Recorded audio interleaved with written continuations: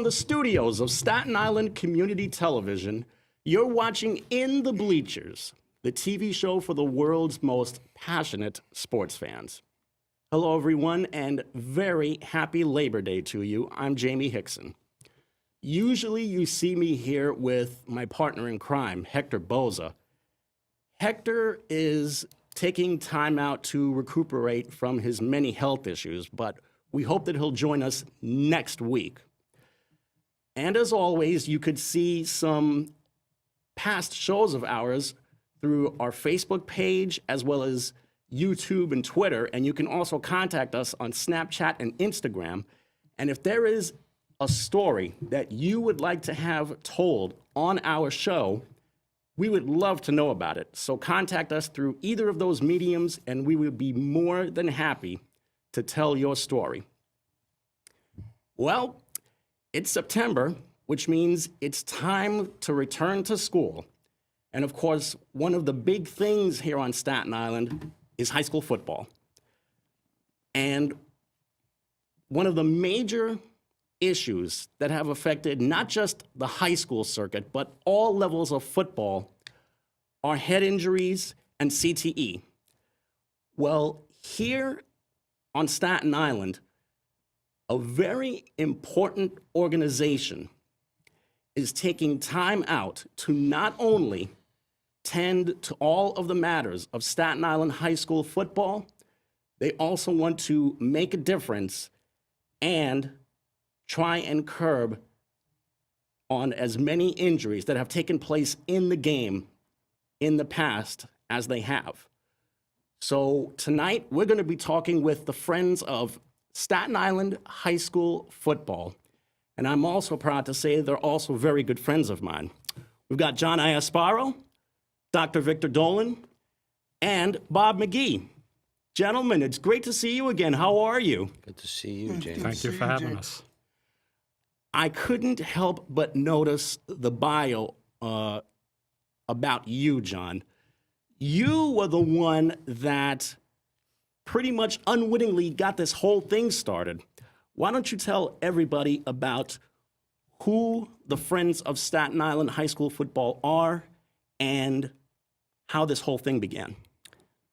Well, Jamie, this goes back to 2011. We were at a high school football game. It was at Tottenville High School, just happened to be at Tottenville High School, and there was an injury on the field where it was a possible neck injury, and of course they didn't want to move the athlete until they got the proper equipment there and an ambulance there. It being a Saturday night, the old method on Staten Island was to call 911 when you needed an ambulance to transport someone to the hospital. This unfortunate football player and his family and his teammates waited 45 minutes while he lay on the field, and no one knew how badly he was injured. But 45 minutes on a Saturday night is pretty much expected because it's their busiest night, Friday and Saturday night. Mark Sherman, who's a member of our committee, and he's not here today because, of course, he's still practicing, and John Riley as well is a member of our committee, both outstanding surgeons, orthopedic surgeons. I said to Mark, what do we have to do to get an ambulance here to these games? In New Jersey, I know for a fact they won't start a football game until you have an ambulance on the site. Because of my own background, my nephews played football in New Jersey. He said it really would take a few phone calls. They're looking for work, a lot of these companies. So that was the genesis. And this is our 8th season. 8 years later, we've covered at no cost to any high school on Staten Island over 350 football games. Because of the generosity of these ambulance companies. They donate all their services. And we cover virtually every home football game now on Staten Island, and we're the only borough that does that. Really cool. Just out of curiosity, whatever happened to the young player in question? It turned out that it was a minor injury. It wasn't, something that paralysis or something real severe was the case, and he was fine. But Dr. Vic Dolan, of course, with the research he did subsequently, found out that the difference between permanent paralysis or even death could be 30 minutes. So time is of the essence. And Vic did the research, and that's startling, 30 minutes. So it's very important to get that athlete to the hospital as quickly as possible. And these ambulances are on the site now. They're right there, right outside the gate. And we've actually, in the past, had some incidents in the stands, fans. One was a heat stroke. Oh, wow. At this time of year, look at the weather we've had in the high 90s with that terrible humidity. We had a possible heat stroke case where the ambulance at the game responded. I think it was at St. Peter's, right, Bobby? And the other one was a possible heart attack. So they will respond to people not only on the field, but on the sidelines, coaches, fans, and in the stands. And let's face it, there's a lot more people at a high school football game than you might have, anywhere else at that time, because there's sometimes a few thousand people there if it's a big game. So that student turned out to be fine. But that was the start. That's really how it all came about. How does one know which ambulance company to contact in order to be at a particular game on either a Friday night or a Saturday afternoon or Saturday night? Well, I'm going to let Vic or Bobby handle that because they do a lot of that scheduling. Bobby's great with the schedules way before the season starts, PSAL, Catholic High School. We get all the schedules, and then we try to plug in those ambulance companies to do those games. Vic, do you want to address that, or Bobby? I'll address it first. What I usually do is at the end of each season, around March, the PSAO puts their schedule out. Catholic High School usually puts their schedule out about the end of May. So what I do is I take the two schedules, and then during the course of the summer, before the season, before we finalize everything in August, I look through to check to see if there have been any changes. Like this year, Petrides took all of their home games, which were at 11 a.m., and they changed them all to 7 o'clock p.m. Okay, Newdorp's field is being renovated, so their games are split between Staten Island Tech, and they have one game at Farrell. So, it takes a little work, but, I'm willing to do it because it helps the organization run a lot more effectively. And then I hand it off to Doc, who does the major work. And overall, how many people make up the Friends of Staten Island High School football? Well, there's 5 officially, and we really have to include these ambulance companies, Sure. which without them, we're nothing without them. So it's 5 members of the committee, the 3 of us, John Riley and Mark Sherman, and then the ambulance companies, which when we can, I'd like to mention those ambulance companies now because they deserve a world of credit. It's interesting that you say that because I think each year you do a ceremony honoring the ambulance companies for all of the work that they've done at these games, correct? Well, we try to show them as much appreciation as possible.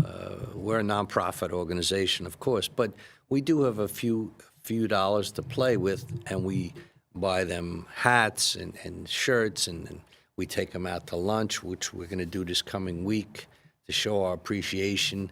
And at the end of the year, we have another get-together, and in any way that we can, we try to show our appreciation, but it's such a small token of that we can do because we found out to do any event, if you want an ambulance on site, it's $500 to $700 per event. And we've covered over 350 football games in the last 7 years. This will be our 8th year. So we're talking about a lot of money, and we do show our appreciation. We've given them plaques, we've given them hats and shirts, and it's really just a token. Dr. Dolan, John mentioned something really, really intriguing, and that's the fact that it's a 30-minute difference, half an hour, between a player who suffers paralysis and a player passing away, and how you did a lot of the research into that. What did you do first to try and start that research, and where did you go? Well, for 20 years, Bobby and I, and John and I, at a million football games that we've gone to, we discussed why aren't there ambulances? And we discussed it with Mark Sherman and John Riley, discussed it with coaches. And, we never really put it together till I guess John did light the fire amongst us, to organize and put something together. Because most of the municipalities in the rest of the country have ambulances on site. Mm-hmm. I've done rodeos and fencing. Bobby and I have done AAU basketball. We've done a million events. And many of these events require an ambulance there. And some of them are far less potentially injurious than football. So, we got together and decided to form a group, decided to call the ambulance companies. And, some of the ambulance companies said no. But, we have 4 main ones that have stuck with us through the whole deal. Richmond University Medical Center has been great. Staten Island University Hospital, or Northwell, has been great. North Shore Rescue Squad has been fantastic. Volunteer Heart Resuscitation Unit's been with us from the start. And when you have an ambulance on site that's there, you can, if somebody hits the ground in front of you, first of all, the EMTs, the doctors involved, who's ever on the lines, can witness the mechanism of injury and make an assumption about the injury received. So then you can rush to the aid of that player and triage that player on the field, decide, well, are we going to get up, walk back to a bench, we'll take a look at him there, or are we going on an ambulance and going right away? Luckily, the big bad injuries occur infrequently. Most are bumps and bruises, sprains and strains. Ice is nice for most injuries and rest. But if you can get for instance, years ago, there was Chet Bird, right? What was his name? Yeah. Doug Bird? Mm-hmm. Dennis Bird. Dennis Bird. And because he was handled properly at the outset, he broke his neck. And because he was transported immediately to the proper hospital and got proper care, he never got back to play football again. But he was mobile. And, having the ambulance on site instead of waiting a half an hour or more for an ambulance to show up from somewhere else and not putting down, 911, not putting down the service at EMS, it takes time to respond. 25 years ago, I used to ride an ambulance, and back then there were 6,000 calls a day. There must be 10,000 calls a day for all I know. So having an ambulance on site minimizes the moments, the seconds for instantaneous proper care. And then we can transport those patients like Dennis Bird was transported immediately. And I don't know where he is retired today, but he's probably walking around, and he wouldn't have been had they waited And literally a half an hour. I just don't want to forget to mention Priority One. We though they also have been with us from just about the beginning, day one. And Mark Sherman, Dr. Mark Sherman, who goes to a lot of high school football games. He's been a high school doctor at games for years, and his dad did it before him. Said something to me, I don't know if it was the night at Tottenville when this all started or at some point after that. He said, a doctor's required. It's not New York City, it's not the PSAL, it's the Board of Health that requires a doctor to be at these games, the Board of Health. But he said, what can we do? We can diagnose. We go out on the field, we could diagnose an injury, but if it's spinal or neck, I don't know all the medical terms, that's Doc's field, but the doctor can't transport them. You need an ambulance. And he said that to me, and I says, you know, you're right. I mean, it's required. How many games have we been at where they won't start until the doctor gets to the game?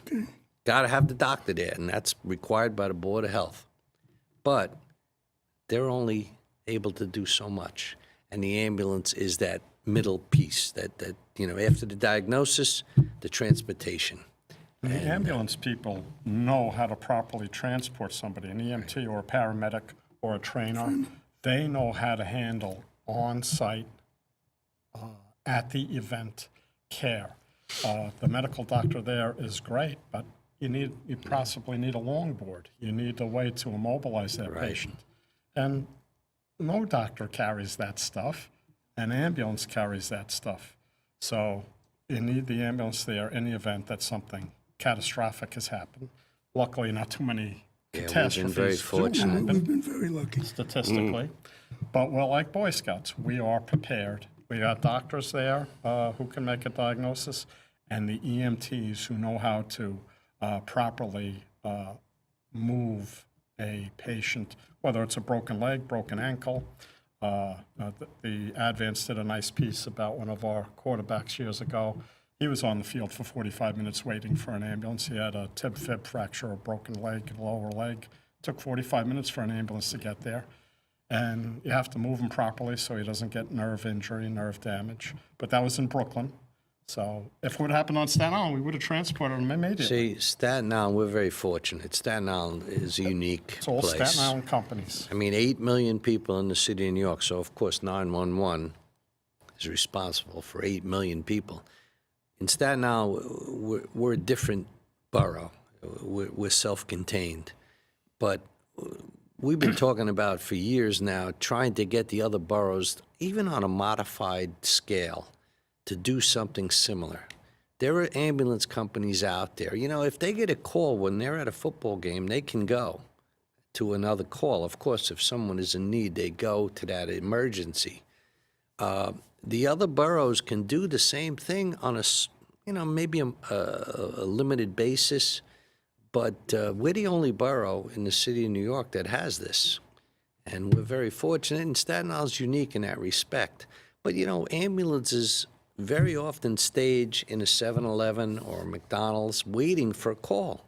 Where is there more likely to be an injury at a football game with 50, 60 athletes on the field and 2,000 fans in the stands, or in a 7-Eleven or Dunkin' Donuts?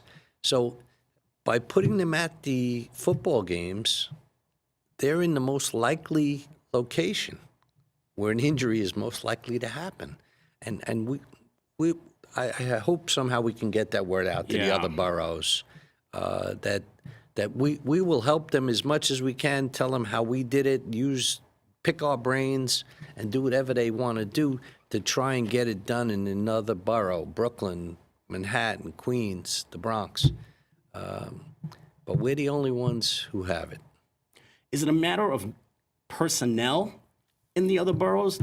Maybe that's the reason why they're not having ambulances over at games, or is it deeper than that? Well, It gets a little deeper than that, I think. yeah, it's You know, because logistically.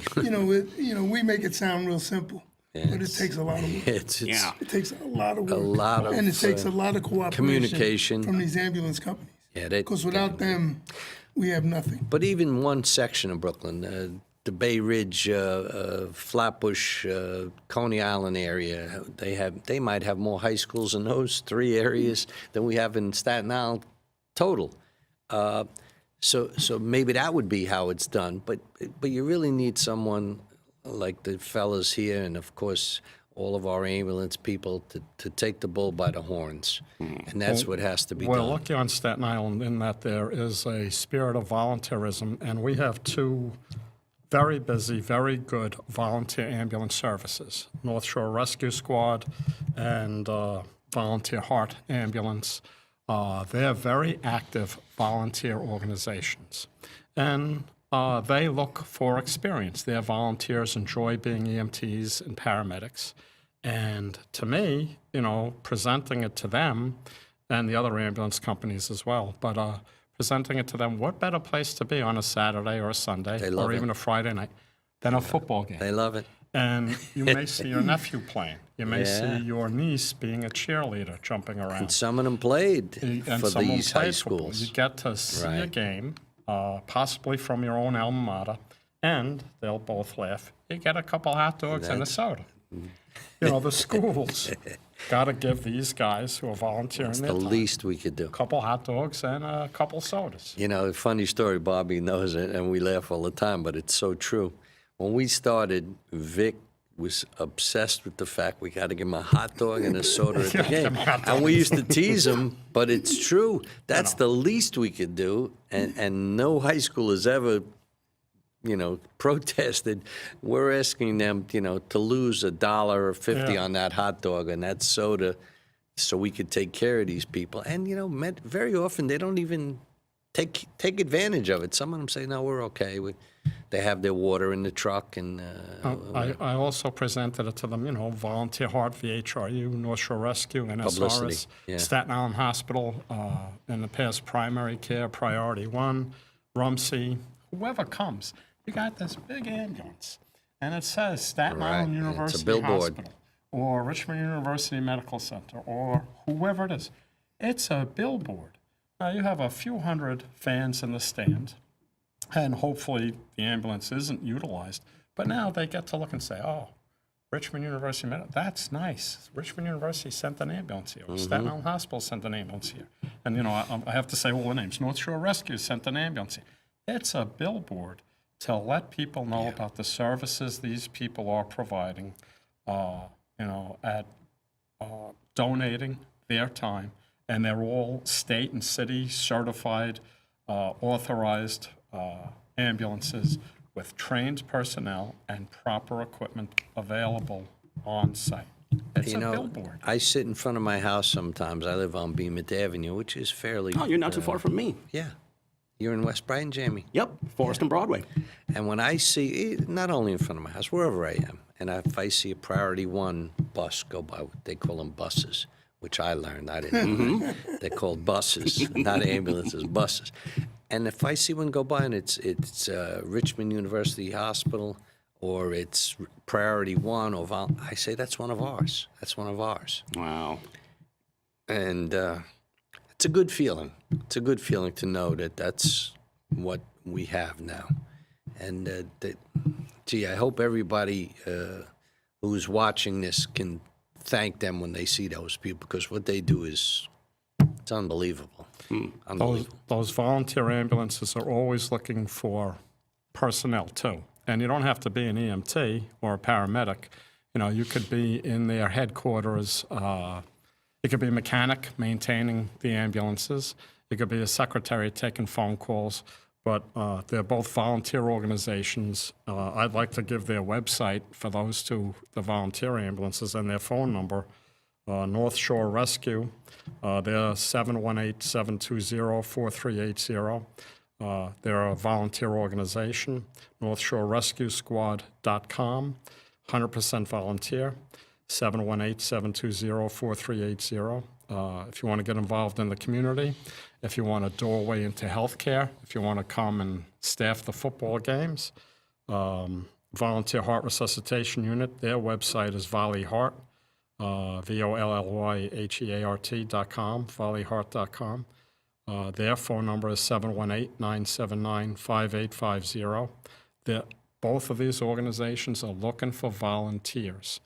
And, they're going to be busy this weekend, Labor Day weekend, doing the Richmond County Fair. They come to every weekend. They do their time with us.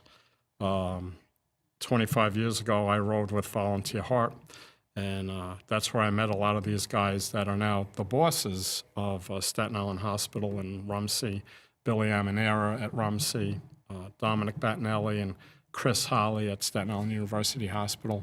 You know, these personal contacts, you call them up, and they, you know, wanted to participate.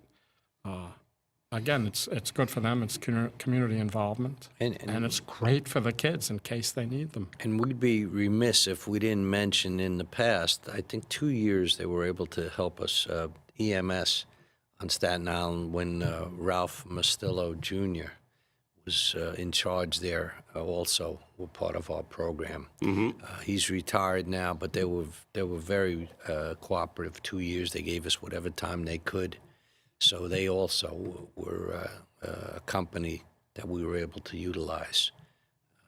It's a shame that the New York City Board of Ed, the PSAL and the CHSFL, and the local hospitals or volunteer organizations, it's a shame that they don't talk to each other and schedule this. You know, New York City EMS, FIDNY EMS, Fire Department, New York EMS, and the Board of Ed, instead of sitting at a 7-Eleven, why doesn't FIDNY EMS put their bus at a high school game? And it doesn't have to be dedicated bus, meaning that they sit there no matter what.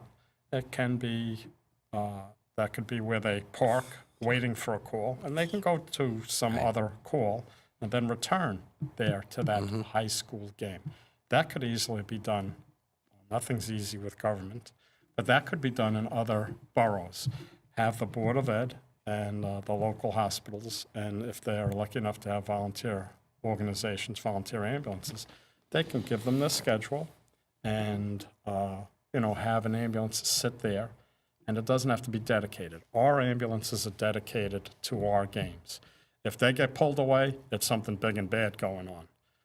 But our ambulances are dedicated there. And, you know, Bobby, you know, didn't get enough kudos. You know, the PSAL, the CHSFL, they're always changing, like, the schedules, too. You know, like, Sometimes- it's 11 o'clock on a Saturday, then it's a 7 o'clock on a Friday. Sometimes the day before the heck do you game, keep track? we'll get a change, and sometimes we don't get notified Yeah, about the change. And That's not cool. Yeah, we've had ambulances go to a site that we assigned them, going and there's no game. Yeah, that's not our fault. And That's they're not not our happy fault. about that, and We've tried to do a better job with that. But we it's asked tough. them communication. They got to let us know. But there are changes. It's unavoidable. And Bobby does a great job And with Bobby ferrets out the schedule because, I don't know, it's not easy to find. I haven't found it easy to find a PSAL schedule or CHSFL schedule. They never just put it in one place. Where it's, See? that. He's Oh, I Bobby's- coached, so I know how to do it.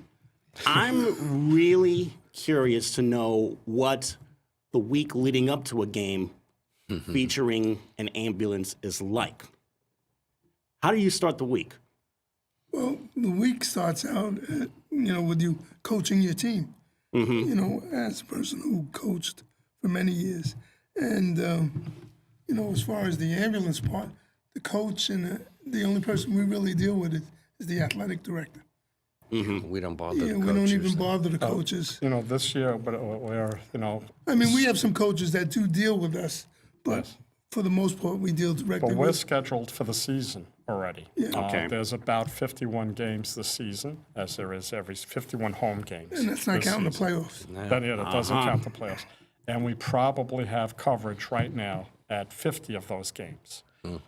That one other game we'll try to get coverage for. Yeah, but we'll we get that don't done. have enough ambulances when on a certain weekend there may be 6 games all going off on a Saturday. And We've had there 7. are 5 games at 1 o'clock. We don't have enough ambulances. Yeah. You know? And we do varsity games, not Strictly JV, varsity. because they're bigger kids, harder, faster, stronger, Interesting. more possibility of catastrophic injuries. Luckily, most things are simple bumps and bruises. You know, here's something that I thought about while we were sitting here, and I've mentioned it. We've all spoken about this. Every year, at the end of the season, there's a great game for seniors called the Fugazi Bowl game.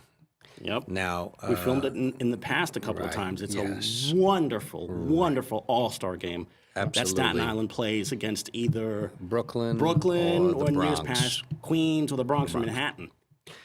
But again, unique.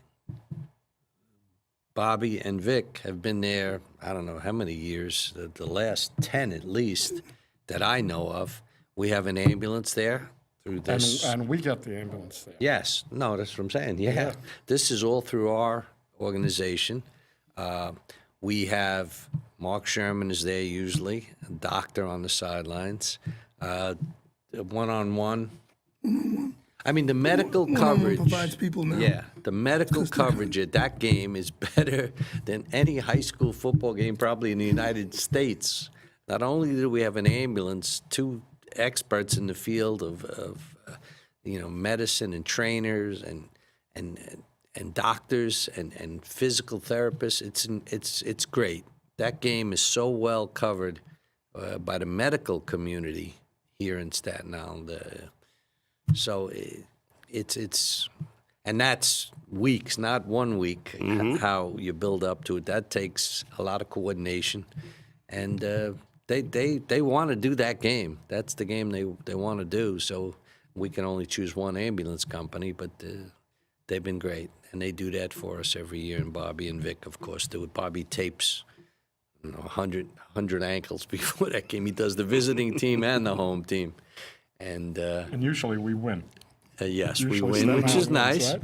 But the big thing is getting tape every year. We have to get enough tape because we have to Right. tape the visiting team too. They come in, they want to be taped, so it's a good thing. But the other boroughs, please, somebody say we can do that. And Just out of curiosity, do you have ambulances for postseason games? oh yeah, Yeah.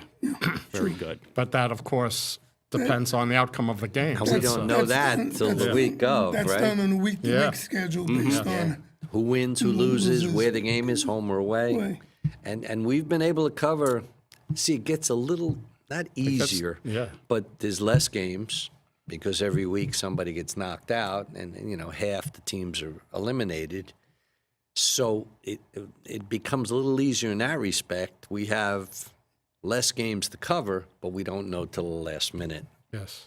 So, And it is possible that we don't want to overburden any of these ambulance units, too. They've never said no. But it is don't. possible, say, I need you on Saturday at 1 o'clock. It is possible for them to say, we can't. We're already overstressed doing something else. Marathon, and at New least, York City the Marathon, marathon it's a big comes one. into us. that's a big one So every then year. we call a different ambulance company. And the hospitals, the hospital-based ambulances, the volunteer ambulances, we try to keep them in their assigned areas. We don't want to put we usually don't put a Rumsey ambulance in Tottenville. And we usually don't put Volunteer a Staten Heart. Island hospital like in Port Richmond, Or- although it happens. or and they do Volunteer it. Heart. And Volunteer Heart likes at the Curtis. South Shore, and North Shore likes the North Shore. So we try not to be crossing their routes or putting them out of their area, as it's called. Having ridden in the 911 system, that's why they make me do the schedule, because I try to put them where they want to be, where they're supposed to be. But nobody would complain if they were in a different area. And we've, at times, when we have those heavy weekends, when we have as many sometimes as 7 games on Staten Island, we've asked some of the companies, look, you're doing a game at Newdorp, and McKee is playing a half a mile away. If they have a problem, could you guys be like on call for a game close by? And they've done that for us too. That's Or great. sometimes there's a game at 11, and Yeah, some then they'll poor go to the unit other gets game at stuck 1 11, o'clock. and then they go somewhere else at 1. Interesting. For a hot dog and a soda. Well, we do ask for donations from the schools, and at the end of the year, we give money to the volunteers. We help them with their mechanical or gas problems, and we give plaques. For the hospitals, I don't think they're looking for monetary contributions, but they appreciate our patting them on the back publicly for community involvement. The volunteers, they're volunteers. They're struggling to keep their buses running, so we donate plaques to them, say thank you, and we donate money so they can fill the ambulance with gas and get a new fan belt or whatever the heck it is that they need to keep the thing Do running. they still too. have fan belts cars? I don't know. I'm not sure. No more carburetors on cars I don't know. and buses. Well, and get a new trucks. defib then. Get a new defibrillator or whatever. Yeah. Just out of curiosity, you're called the Friends of Staten Island High School football for a reason. Do either of you have a background in football at any level? These two do. Tell me about your football background, Bob. Well, I played at Curtis in the early 60s. And then in It was the 70s, Coach. No, it was the 60s. 66 I thought it was to the be, 50s. To be 66 to be exact. And then in the 80s, after I came back from the military, I coached at Curtis for about 15 years. Nice. And what now what branch of the military did you do? I was in the U.S. Army. Nice. Thank you for your service. You're welcome. Was it fun coaching the kids over at your alma mater? Oh, it was the best thing I could ever do. And, you know, we still talk about games that happened in the late 60s, early 70s that are, you know, some of the most promising high school games that were ever played. You know, Farrell, Newdorp, Curtis. Bobby was on the sidelines at Curtis when I first went down there over 30 years ago. And I'm sure he said, what the heck is a chiropractor doing on site at a football game? And that was before I became an EMT. I became an EMT subsequent to putting myself at the sidelines at rodeos and basketball and high school football. Bobby taught me everything I needed to know about the sidelines and about running onto the field.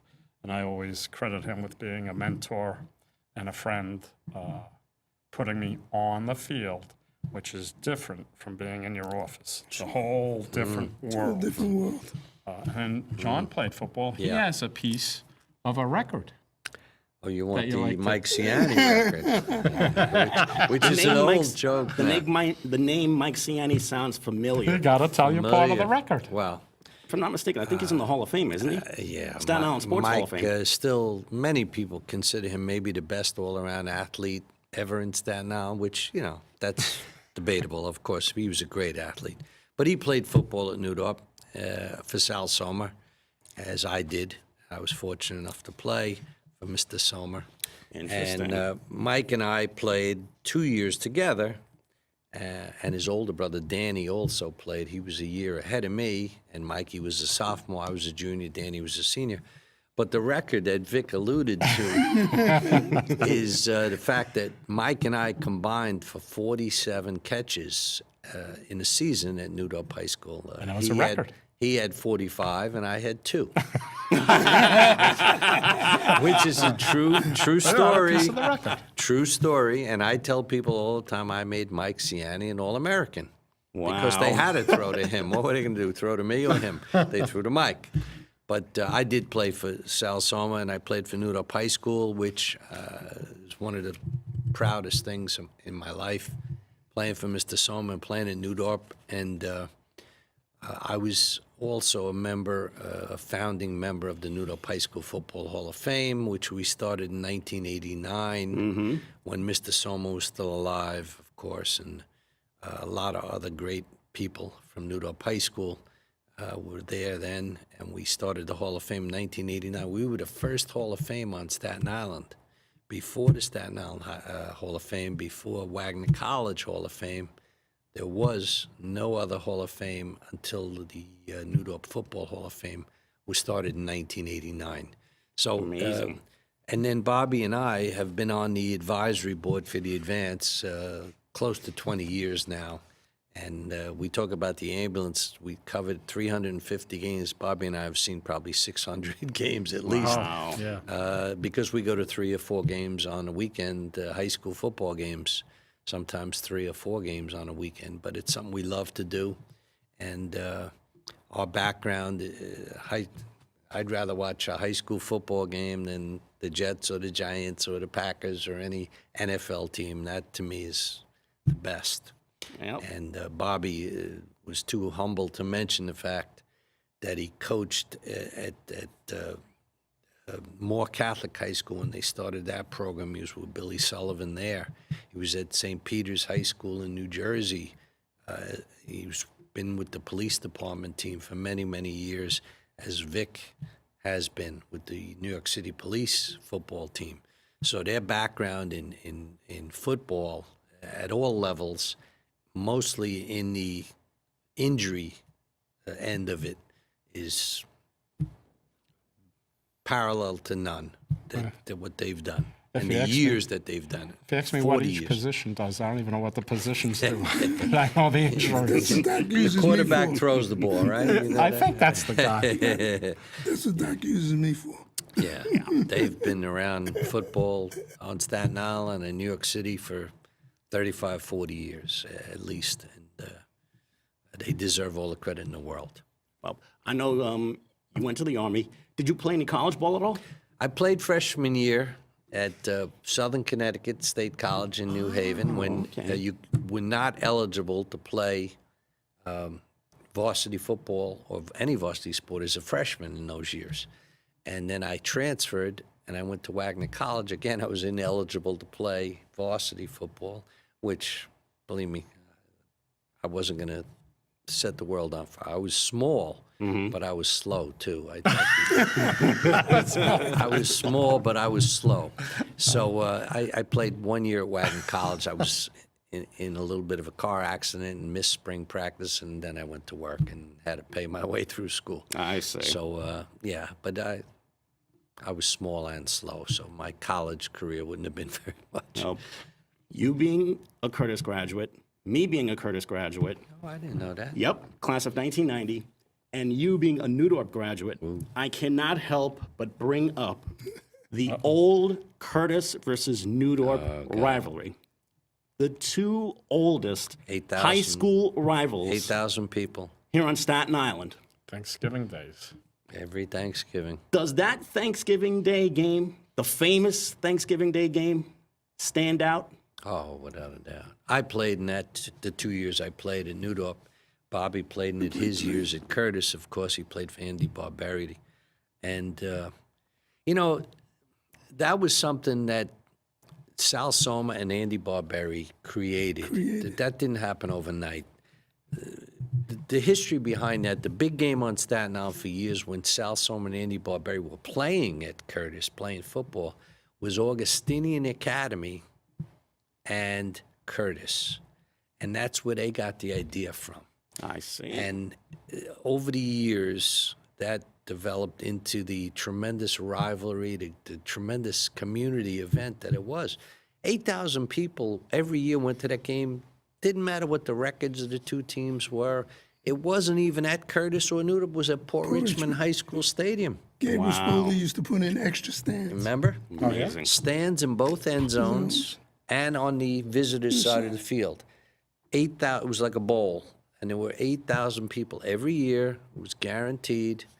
Thanksgiving morning, Wow. and it was a great tradition, a great That's the event. subject of a book, too, right? Jay Price's book is people who've read it that I know that know nothing about Newdorp or Curtis or Staten Island read that book and loved it because it's just great human interest. It's about Staten Island before the bridge, when Staten Island was still farms, many places. Population was maybe 150,000, 200,000. Now it's 500,000, almost 500,000 Wow. people. But it was a great event. And again, you got to remember, Jamie, my brother played at Newdorp before me. When he played, it was just Newdorp and Curtis. There were only two schools playing high school football. Monsignor Farrell started in 64, I believe. 64. Now we have 11 high schools playing football on Staten Island. 11. So there were two, Curtis Newdorp, so it was a huge event, sporting event. And then, of course, Farrell and the other schools started football. Yeah, that was, and I have, I shouldn't say, people are going to say, I have the game ball from that Newdorp Curtis That's game, cool, though. which I was lucky enough to get because you had to be a senior and you had to win for someone to give you a game ball, and I got the game ball for that game, and I tell people, if they stole my car, I'd be mad. If they stole that football, I'd be insane. So that was, I mean, that to me is one of the things I treasure most. And Bobby played in it, and it was just a great, great event. We can't do that nowadays because Yeah. there's too many games Yeah, for these playoffs. kids. The playoff Too many system. games in time. the playoffs. Yeah. Yeah. The playoff system ended that, unfortunately. Well, since we're on the subject of high school football, how do you feel from watching so many games here? How do you feel about the state of high school football on Staten Island today? Well, I think the proof of the pudding is every year the city championship game, the New York, every other state has a state championship game. In New York, it's the city championship, and every year it's either one Staten Island school or two. A lot of times it's two Staten Island teams. So Staten Island football is still the best football in New York City, and some tremendous coaches coaching on Staten Island. These guys do a tremendous job. The hours that they put in, right, Bobby? I mean, the hours they put in, and they get paid really You paid nothing. peanuts Yeah. per hour. I went to Farrell, and but I don't comment on the CHSFL because I've always been on the PSAL side, the public school side. And New York City PSAL football has 60 schools playing football. We have more kids playing high school football in New York City than some states do. Sure. That's So amazing. sometimes I go to a conference or something and I wear my Curtis City Championship ring. And, the other chiropractors will poo-poo me. Oh, City Championship. Yeah, we have more kids playing high school right. football in New York City than you have in your entire right. state. So it's an accomplishment for Curtis or any Staten Island And I'm going to get to win. stoned for this by my friends from New Jersey, but in New Jersey, state Oh, championships they got 7 different. yeah. Group Levels. 1, Group 2, Group 3, 4, sectional. Yes.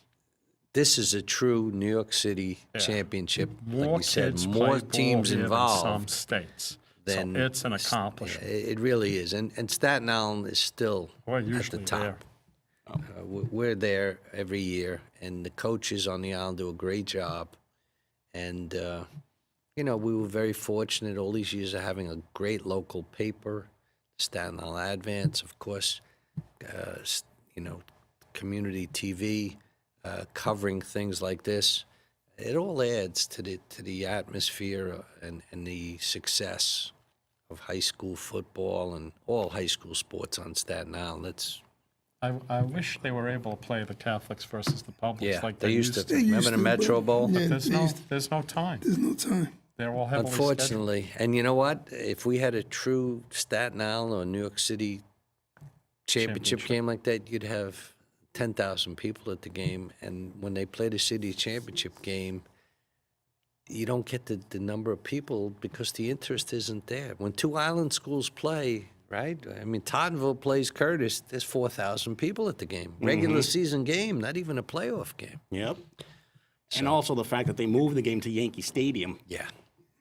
But that's a thrill. It's a thrill for the It's a thrill kids. for the kids. It really is. Thrill for the kids, but it's hard. You don't get a lot of people there, from Staten Island especially. But the island schools have dominated the city playoffs and the city championship game for a number of years now. Matter of fact, the first game of the season, Curtis is playing Erasmus. Right. Yeah, It's going to be a tough game. yeah. I talked to Eric Curtis. and Peter Gambardella. And if I'm not mistaken, they're going to be opening defense of their championship, their PSAL championship Yeah, well, in the Erasmus those two game. teams have been Yeah. there Every year. every year the last 5 years. Yeah, they've been there at least Right. 4 of the last 5. One of them or both of them. Yes. Yeah, it's going to be a heck of a game. And, Tough way to open. yeah. Mm-hmm. Yeah. Now, there's something that I wanted to raise with you guys in regards to the sport in general, and that's head injuries. CTE has dominated the headlines in the sport. What's your state of mind regarding this high incidence of head injuries that are going on in the game? And also, do you think that CTE and other types of head or brain injuries may pose a threat to the high school circuit? I'm going to let Yes these guys and no. talk about that. I mean, Farrell and I believe Farrell and C have the helmets gone they to bought. these new kind of helmets that can be monitored. You know, and I'm sure some of the public schools will Follow suit, I follow would think. suit on that. But you know, as far as the actual injury itself, it's catastrophic, and it's happening all over the country. You know, and you know how different groups are handling it it varies. You know, I mean, we on Staten Island are very aware of it, and you know the doctors and the coaches and the people who are involved with the teams. You know, we really try to take a good look at what's going on. Have you seen that helmet yet, Bob? I'm sorry, Vic. Have you seen have, that yeah. helmet? It's over $400, Yeah. right, that helmet? Really? That C was in the paper first. And did Curtis follow? No, Farrell has them. Farrell, rather. Farrell was the Well, first. again, we're talking financial consideration. It's very expensive to outfit a whole team. Well, even like 5 years ago, we had a modified helmet at the New York Police Department football team, and the modification didn't bear out. You know, technology's improving, but just as important as the technology is now, there are rules. Bobby and I hate to admit it, but 30 years ago, a kid got his bell rung, came out. We took a look at him. He ran a figure eight. We looked at his eyes. He didn't complain of a headache. Put the kid back in. That was the state of the art at that time. And if you think about it, you know, we were, you know, it was ill-conceived. If some kid twisted his knee and his knee was hurt, and even if it didn't show a torn meniscus or a true severe injury, if the kid hurt his knee, he sat for the rest of the game to rest the knee. We actually should have done the same with a brain injury, but you can't see the brain. Kid gets his bell rung, kid comes out, even if he can run a figure eight and do push-ups and exert himself and he doesn't have any telltale signs or symptoms, we probably should have rested the kid. But the state of the art at that time was you can put the kid back in. Now, again, I can talk about the PSAL, not the CHSFL. A kid comes out and you didn't even observe a hard hit. But if a kid comes out and, according to a script, if he actually says, boy, I got my bell rung, he sits. He sits down, and it's a good thing because we rest the brain. And, you know, like sometimes people ask me, and I'm sure they ask you guys, would you let your son play football? You know, any activity in life, even crossing the street to get a pizza across the street, you know, you have to look both ways before you cross the street. You have to gauge the speed of an oncoming car. I want that slice of pizza. I'm crossing that street, and I do it with eyes open. And I may run fast on Staten Island because everybody drives too fast. Every activity we do has risks and benefits. And now football has evolved. We're getting better equipment. Kids or pro athletes, they have concussion protocols that they go through. And doctors, trainers, everyone, and the athletes themselves are aware of the changes. It's a different world from 5 years ago, from 10 years ago, God, from 30 years ago. Even the practice You know, it's a regiment whole has changed. different world. They don't hit. And would I during let the my week. kid play football? Yes, because it teaches them discipline. For a lot of kids, it keeps them in school. They're more interested in football than in history and mathematics. It's an avenue into college. The discipline, the teamwork, you guys are probably still close with the guys you played football with Absolutely. years, decades ago. I know it's cliche, but the character building. And I tell you, on the sidelines, and you guys too, I hate to be so cliche about Staten Island, but man, I don't know any Staten Island coach or doctor that would ever put a kid back at risk for further injury. And you know, that I would let my kid play football because the risks and benefits, to me, the benefits outweigh the risks, and we're doing the best we can to minimize those risks. They even have Would you let your gone- kid play football? Oh, absolutely. True. The kid played. But these are bigger, Jamie, faster, stronger athletes. The impact is sometimes we stand on the sideline and I have to like turn because the One impact thing- is incredible sometimes. One thing that we're aware of now too, it's not the big hit that you see. The linemen It's the constant repetition of getting hit, and it can just be.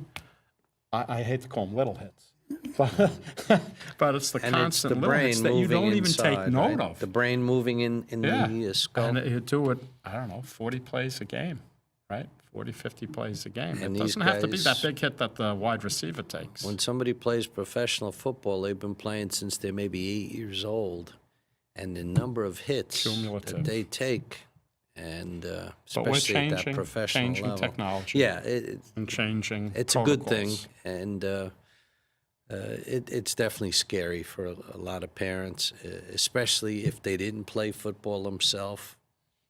But every activity has risks. There's and always a benefits. risk. So, Look at Christopher Reeve. He was riding a horse Yeah. and broke his neck. Every activity yeah. has a risk. With 1 minute left, is there a goal or a hope that each of you guys have set for the rest of the organization? And if so, what would that be? The goal was probably just to see it, to fruition, just to see it happen.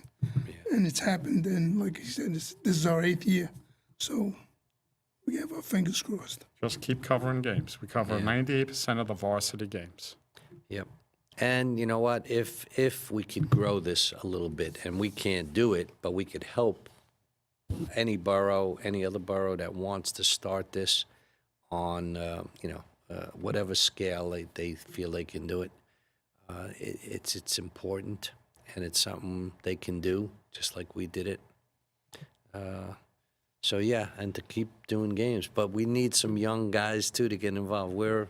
I'm the oldest guy here, and I don't want to tell you how old I am. And But you took a lot of hits. I played with a leather helmet. And, you see what happened to my head. But yeah, we could use some younger guys because we want this to continue. I mean, we're not going to be here forever.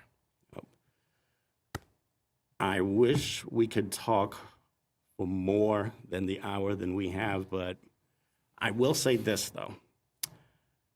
Coming pretty soon, we're going to have a major milestone here on the show. 600 episodes. And I am doing a countdown right now.